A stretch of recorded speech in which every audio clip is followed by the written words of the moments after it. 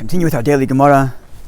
We are on Kuf Yud Amad Beis 110b in Sanhedrin. And we left off discussing three different views about what happens to the members of the 10 lost tribes. We had one view which stated that they lost their share in the world to come. That was Rabbi Akiva. We had the view that said depends on their teshuvah, on their repentance.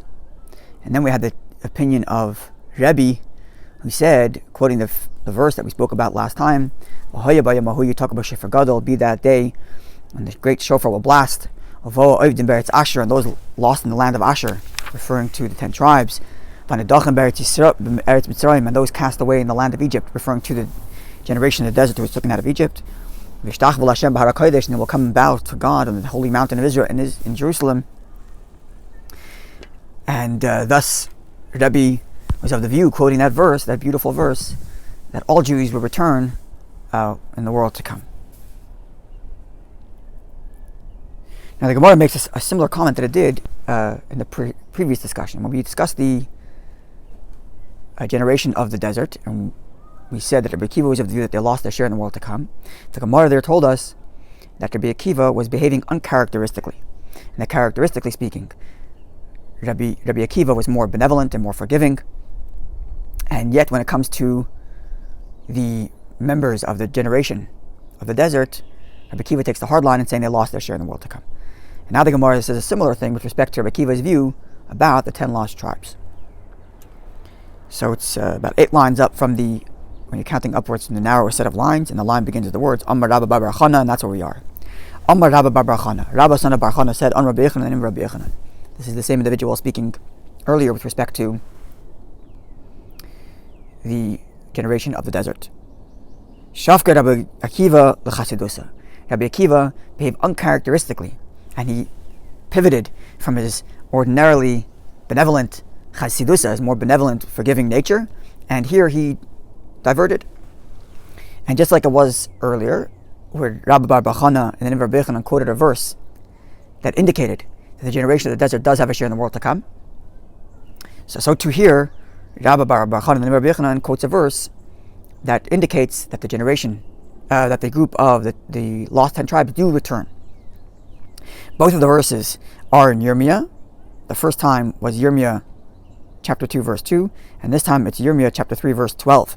And both of the verses open up with Halach v'karasa, go out and call, God speaking to the prophet and saying go out and call. So Shneimar, as the verse reads in Yirmiyah chapter 3 verse 12, Halach v'karasa is advar ma'ela, go out and call and say these words, tzafayna in the north referring to the tribes, the 10 tribes of the kingdom of Israel who were lost, who were in the north. V'amris v'amarta, and you shall say, says God to Yirmiyah, Shuva mishuva Yisrael, return, O wayward ones of Israel, Nu'um Hashem, the name of God, V'lei apel panai bachem, and I will not show my anger towards you, Ki chasadani, for I am benevolent, Nu'um Hashem, says God, Lei atir la'olam, I will not carry a grudge forever. So here you see a verse that clearly indicates that the 10 tribes will return, because all Israel returns. Shuva mishuva Yisrael, return, O wayward ones from Israel, all of them return.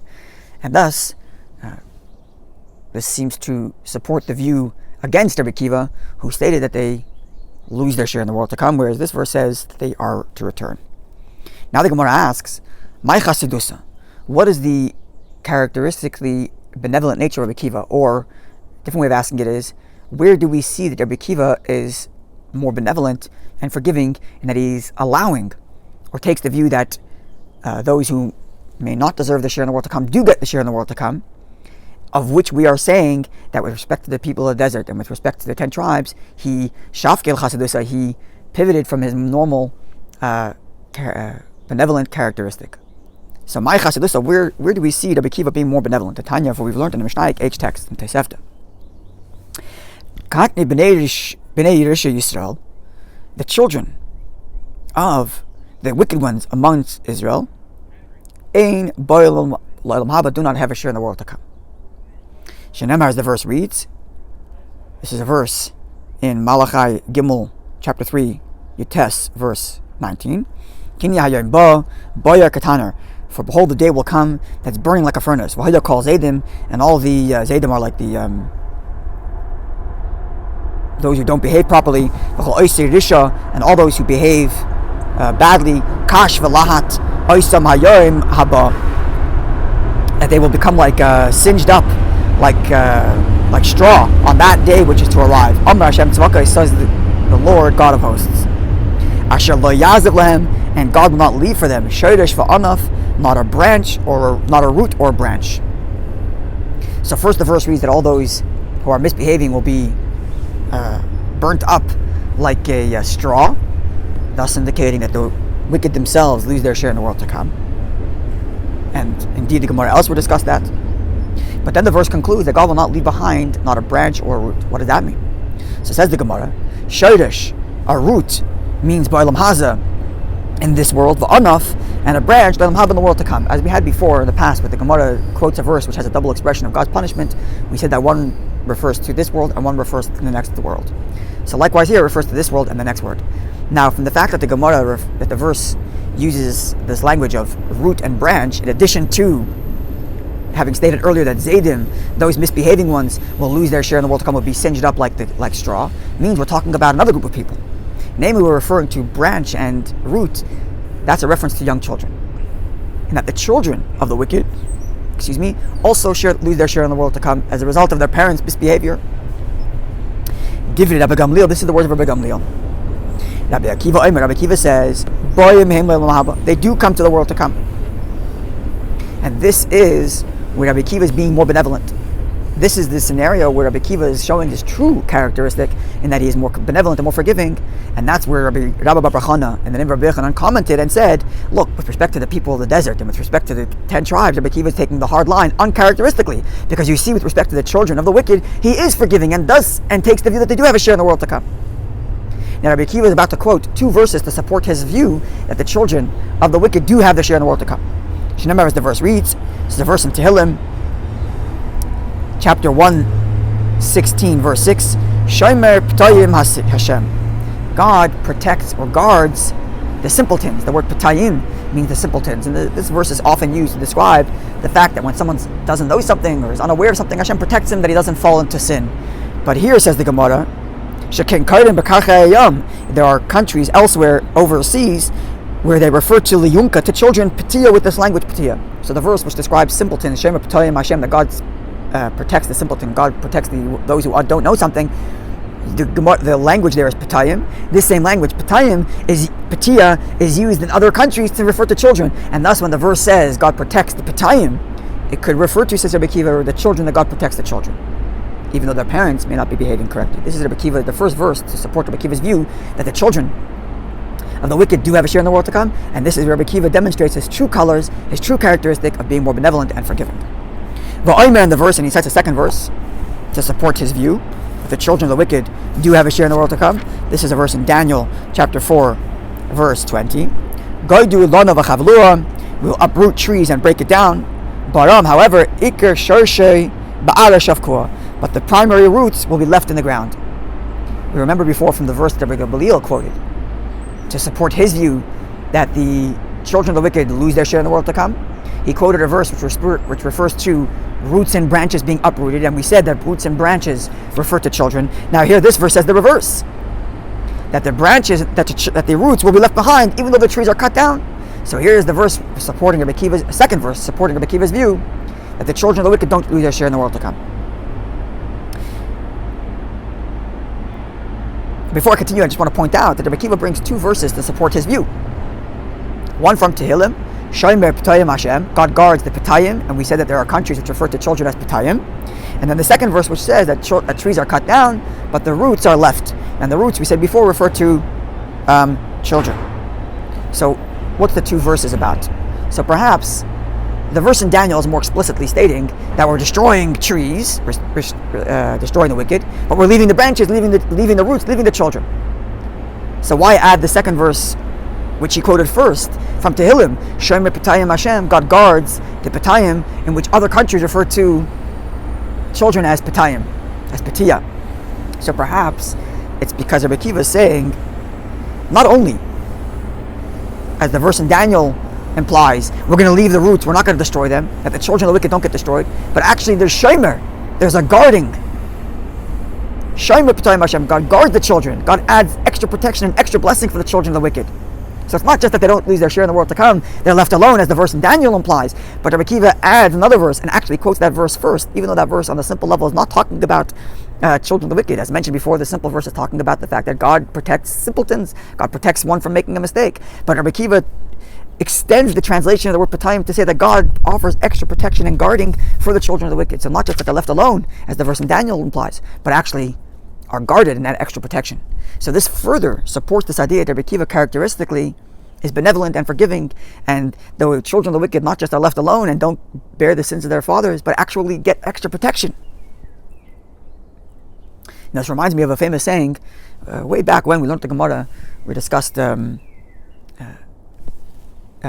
empathy.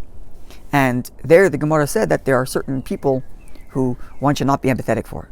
And I believe it was the fifth Chabad Rebbe who said, what a pity it is on such people that even Torah says you can't have pity on them. Here's the children of the wicked. Not just that they shouldn't bear the sins of their fathers, but actually they need extra shmirah, they need extra guarding, and extra pity, and extra blessing from God. And this is Rabbi Akiva's true characteristic. And therefore, when Rabbi Akiva said that those of the desert and the 10 tribes lost their share in the world to come, that was uncharacteristic. Now, I want to add another something. We have 3 statements from Rabbi Akiva. One with respect to the children of the wicked, that they don't lose their share in the world to come, they get this extra blessing. And 2 others where Rabbi Akiva says they do lose their share in the world to come. The people of the desert and the people of the 10 tribes. So you have 2 verses which say 2 statements saying that there's a group of people that lose their share in the world to come, and one that says they retain their share in the world to come. So why is the Gemara stating that Rabbi Akiva's characteristic, or Rabbi Baruch Hanun, the name of Rabbi Yochanan, saying that Rabbi Akiva's characteristic is to be benevolent, and the fact that he said that the people of the desert and the people of the 10 tribes lose their share in the world to come, that was uncharacteristic? Why can't the Gemara say the reverse? Characteristically speaking, Rabbi Akiva takes a hard line. And with respect to the children of the wicked, he diverts from his normal characters and acts benevolently. So on one level you might say, as we said before, Rabbi Akiva is not just saying we're leaving the children alone, but actually showing up time that God's giving them extra blessing and extra protection.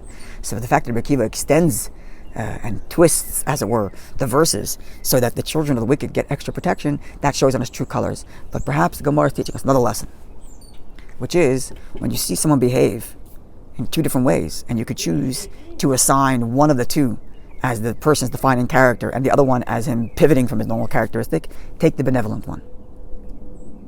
Assign the benevolent characteristic to that person and say that, look, when he behaved unbenevolently, that was a fluke, that was a change, and for whatever reason he's changing his normal characteristic the other way. Don't assign a negative character trait and paint the whole person as being a negative person because he behaved negatively once. No. You see sometimes he's benevolent, assign that as his true characteristic. And the fact that sometimes he behaves otherwise, okay, so he's pivoting. And therefore the Gemara is saying that Rabbi Akiva truthfully is benevolent and forgiving. As we see with the children, he's willing to go out of his way to interpret a verse to say that children of the wicked get extra protection. And the fact that there are other cases in which he says that they lose their share in the world to come, that's him pivoting from his normally benevolent and kind characteristic. But now the Gemara has to contend with the verse that Rabbi Gamliel quoted. Rabbi Gamliel quoted a verse straight up which says, "Lo yaziv shorish v'anav," that God will not leave behind a root or branch of the wicked, which, as we said before, seemingly refers to children. So how does Rabbi Akiva explain that verse in his view that the children of the wicked don't lose their share in the world to come?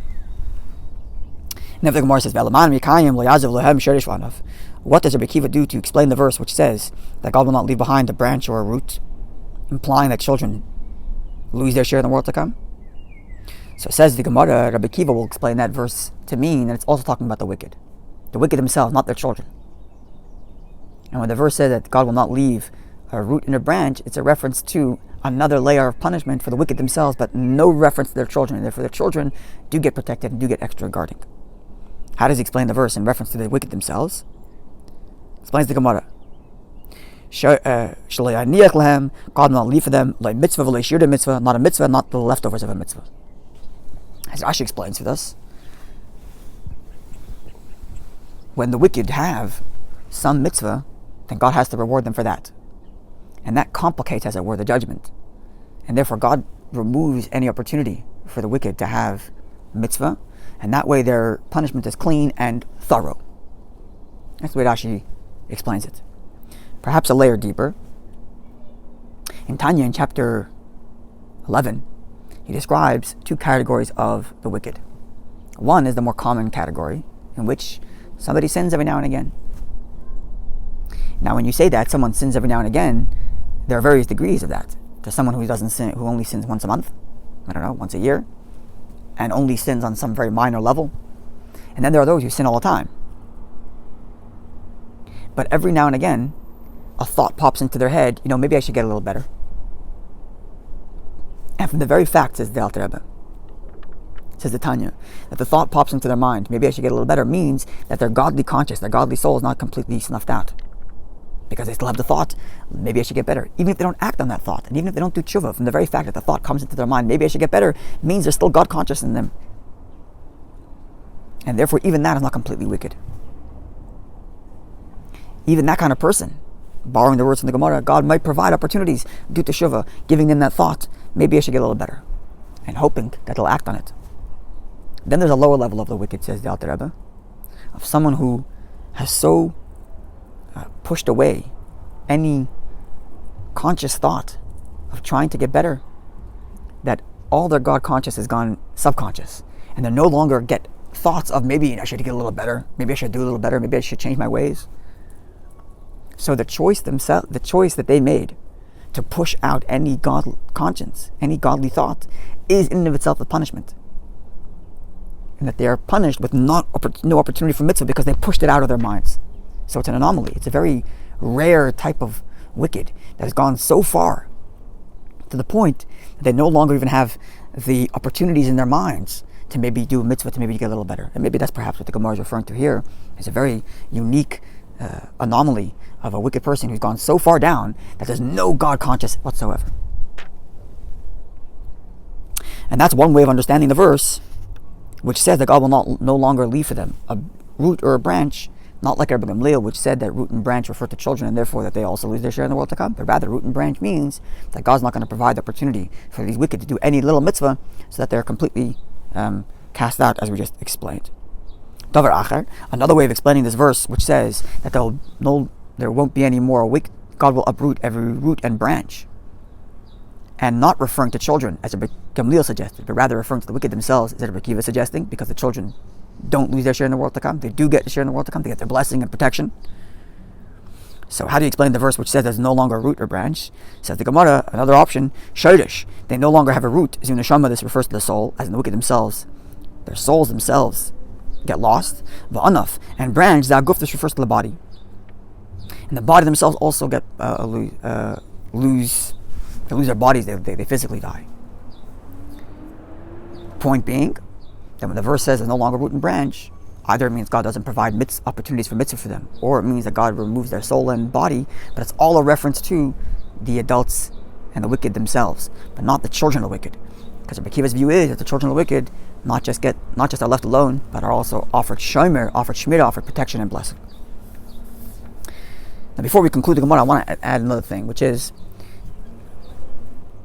there is a halachic idea called Tinuk Shenishba, a child that's been taken captivity, or an infant that's been taken captivity. And this halachic designation is for a child who literally was taken captive at a young age and grew up amongst his captors, and therefore grew up without awareness of Torah and the beauty of mitzvahs and the beauty of serving Hashem and living a Jewish wholesome life. And because they grew up in such a situation, they're not held accountable for their misbehavior. Now, the Rebbe and many other leading Jewish thinkers and rabbis and sages and scholars of our day, of the last generation, have declared emphatically that Jews today are in this category of Tinuk Shenishba, Jews who had been taken captive as a young age. In the West, where Jews grow up, they don't know anything about Judaism, never understood anything, don't appreciate it. Their parents, grandparents don't know anything, didn't know any better. They cannot be held responsible for their misbehavior. So I'm suggesting that this entire discussion of the Gemara about the wicked losing their share in the world to come, and whether children bear that sin and also lose their share in the world to come, as Rabbi Gamliel suggests, or they don't refer, and according to, like Rabbi Kiva suggests, that the children do get a share in the world to come, the children do get a extra protection, extra blessing, it's only referring to legitimately wicked people who, like back in the old day, grew up in the shtetl, grew up in a village where Judaism was the norm, and they decided to step away. But in our day, where it's not due to malicious intent that Jews are not living Jewish lifestyle, it's just out of upbringing, out of ignorance. They don't know any better. They cannot be held responsible, and all this entire discussion doesn't apply to these group of people.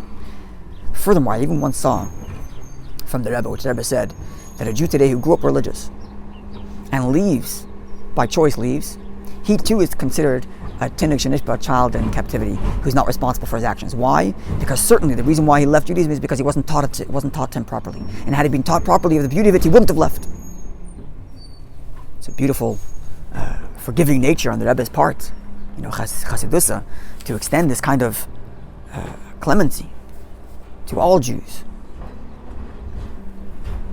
Some people are very concerned with God's justice, and they're worried that if God doesn't punish everybody who's wicked, somehow it ruins their version of what justice is. I'm not so sure we have to be so worried about it. Let Hashem deal with punishing and rewarding whoever feels he has to.